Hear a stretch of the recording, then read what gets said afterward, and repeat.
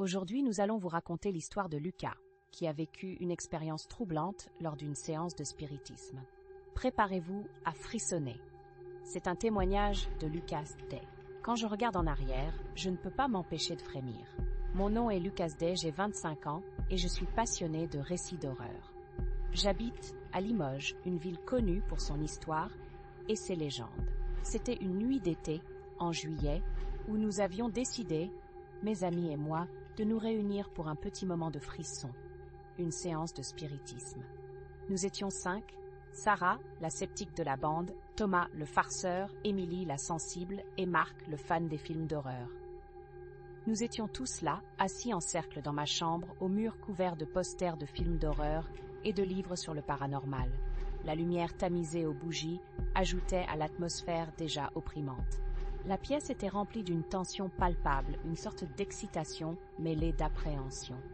« Ça ne marchera jamais », disait Sarah en croisant les bras, mais je pouvais voir dans ses yeux qu'elle était intriguée. Thomas a sorti un verre à vin usé, le fameux verre des esprits que nous avions trouvé chez un antiquaire le jour précédent. La promotion locale vendait le vase avec une étiquette qui disait qu'il avait une histoire, mais nous avions trouvé cela trop risible. En revanche, la nuit précédente, j'avais eu un rêve étrange, où une voix chuchotait des secrets, et je me demande encore si cela a joué un rôle. Nous avons commencé par poser nos mains sur le verre, une seule lumière vacillante en contre-jour. Nous avons simplement prononcé en chœur « Esprit, si tu es là, fais-nous signe ».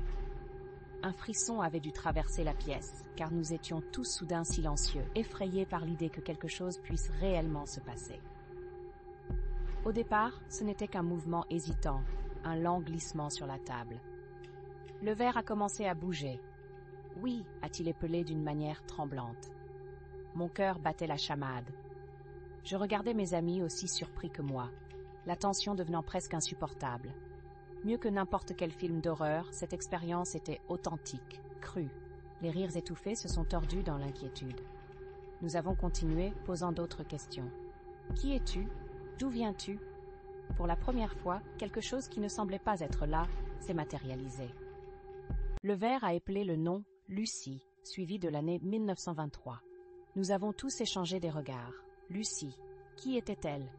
A-t-elle été une victime ou une âme tourmentée? Avec chaque question, le silence se faisait de plus en plus écrasant. Puis, soudain, le verre a commencé à se déplacer plus rapidement, comme si une force invisible l'y poussait. « Fixe, regarde !» avait crié Thomas, et nous avons vu une ombre passer derrière nous. Mais lorsqu'on s'est retourné, rien n'était là. Le jeu était devenu terriblement réel. Émilie s'est mise à pleurer, la peur s'étalant sur son visage. J'ai failli abandonner, mais l'adrénaline était trop forte. Nous avons continué à poser des questions, insistant pour savoir ce qui se passait autour de nous. Pendant un moment, la réponse avait été promise, fuir. C'est alors que la pièce a commencé à se refroidir, et une série de bruits sourds résonnait comme si quelque chose, quelqu'un, frappait contre les murs.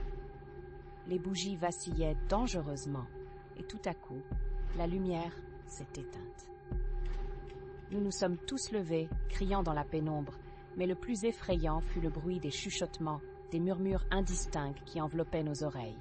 Je me rappelle avoir senti un souffle d'air froid souffler sur ma nuque. Finalement, après quelques minutes d'anxiété intense, j'ai décidé de reprendre le contrôle.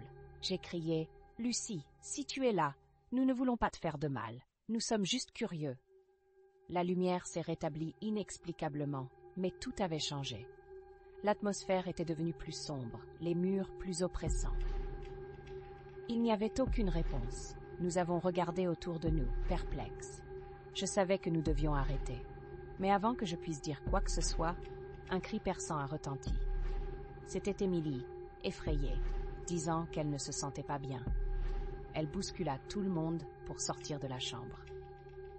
Après qu'on ait réussi à lui faire reprendre ses esprits, nous avons clos la séance là, totalement ébranlés par ce qui venait de se passer. Les jours qui ont suivi, l'angoisse a pris racine en nous. Chaque nuit, je pensais à Lucie et à ce qui aurait pu lui arriver. Nous avons décidé de ne plus jamais jouer à cela, pensant que tout cela n'était que le fruit de notre imagination. Un soir, 2 semaines plus tard, je suis allée me coucher tard, après avoir travaillé sur un projet. En me glissant dans mon lit, j'ai eu l'impression de ressentir quelque chose dans ma chambre, un frisson particulier semblable à celui que j'avais senti pendant la séance. J'ai allumé ma lampe, regardant autour de moi avec nervosité. Mon cœur battait toujours la chamade dans ma poitrine, et finalement, je perds connaissance. Le matin suivant, à mon réveil, une chose me hante encore. Sur le miroir de ma chambre, une inscription était tracée « Je suis là ».